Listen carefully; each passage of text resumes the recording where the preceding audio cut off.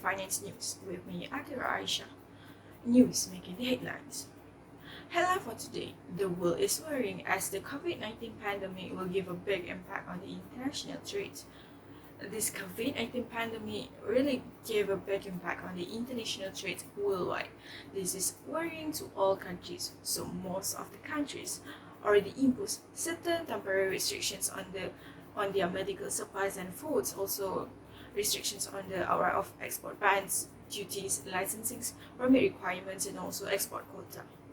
According to ITC International Trade Center, only by the end of the May 2020, there is about 95 countries that impose 124 restrictions on the exports. These restrictions are imposed in order to control their exports and also import activities. Changes and restrictions made by this government can disrupt the supply chains, reduce the global supply of critical products, and also cut off imports of dependent countries of essential supplies. To further discuss about this issue, we will call two guests to explain more about this issue. So first, we are going to call Siti Zubaidah, one of the famous economists in Malaysia, a chemist. So here, we want to ask a question to you. As an economist, can't you explain into the details on how these developing countries like US and China change their trade policy in order to cater the issues that everyone is facing during this pandemic? So you want me to compare the changes in trade policies between the United States and also China. So, talking about the changes in trade policies of US and China, as we all know, President Trump has this long ongoing trade war with China, in which he imposes high tariffs on any China imports, as he believes in protecting the country's national security.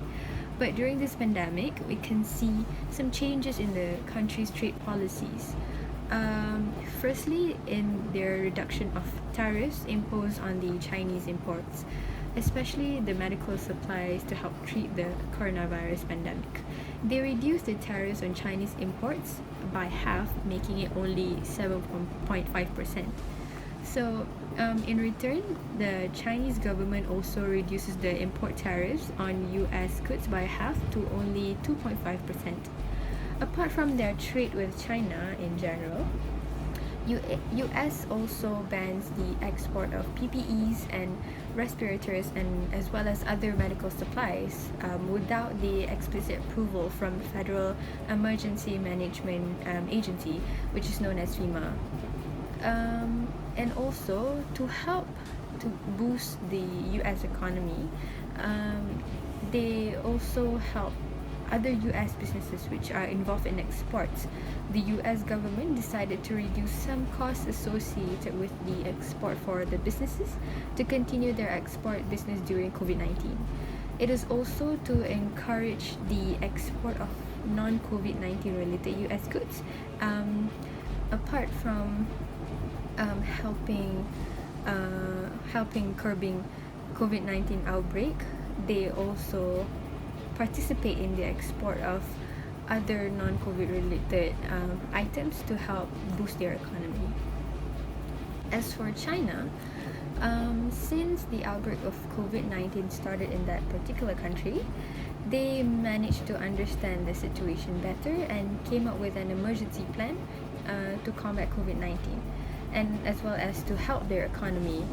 So included in their emergency plan to continue with their international trade efforts, China's central government and local agencies joined forces to help promote cross-border trade facilitations. They even simplified their customs procedures to ensure easy process for exports.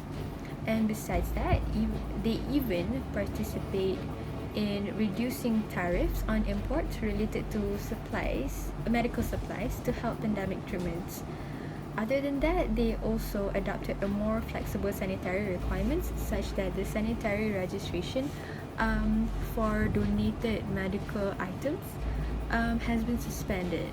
And lastly, they also help to reduce the costs related to exports, such as decreasing the number of declarations through manifest consolidations.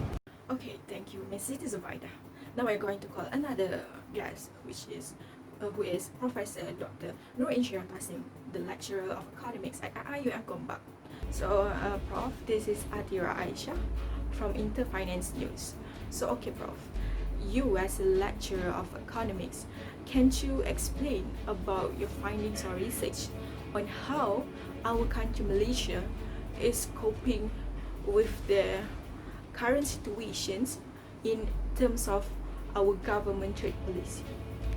According to Malaysia External Trade Statistics Bulletin, there is an increase in export by 11.2 billion, which is equivalent to 14.4% increment.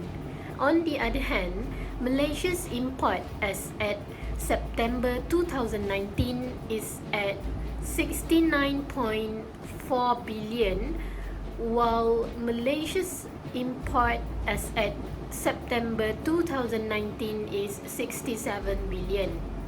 There is a decrease in import by 2.41 billion, which is equivalent to 3.48% reduction. The trade balance is 13.7 billion from September 2019 to September 2020. This is a good sign as it shows that there is a higher demand of Malaysia's goods in the global market in 2020 compared to 2019 despite of the COVID-19 pandemic. This higher demand of Malaysia's goods in the global market will strengthen the Malaysian ringgit. It is a good sign to have a strong currency, especially during a pandemic. There are a few changes in Malaysia's trade policy during COVID-19. First, the reduction of tariff on medical supplies. Malaysia exempts import and excise duties to manufacturer of hand sanitizers that use raw materials, which is ethyl alcohol. Second is suspension of non-tariff measure procedures. This is imposed by government to facilitate cross-border movement to relieve consignments. Malaysia suspends special requirements and also provides special exemptions to clear non-essential goods. According to Global Trade Alert (GTA), 41.4% of Malaysia's exports were distorted by the world's import restrictions, while 21.6% of Malaysia's imports were distorted by its own import restrictions. Okay, Prof.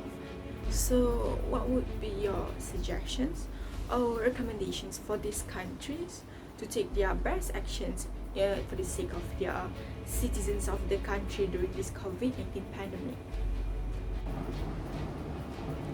So, I would like to suggest that despite of the COVID-19 pandemic, all countries should keep the global supply chain going, especially for essential goods. And second is the countries should eliminate specific duties on certain goods that have high effective tariff rates. That's all from me. Thank you. Okay, thank you so much to our two intelligent guests for sharing so many informations with us today. So in Islam, we can see that there's a principle called as Masali al-Mursalah, whereby Islam says that whatever that leads to the good welfare to the individuals or benefits to the society are basically a good act need to be done. So that's all for the news today. I'm Atirah Aisyah.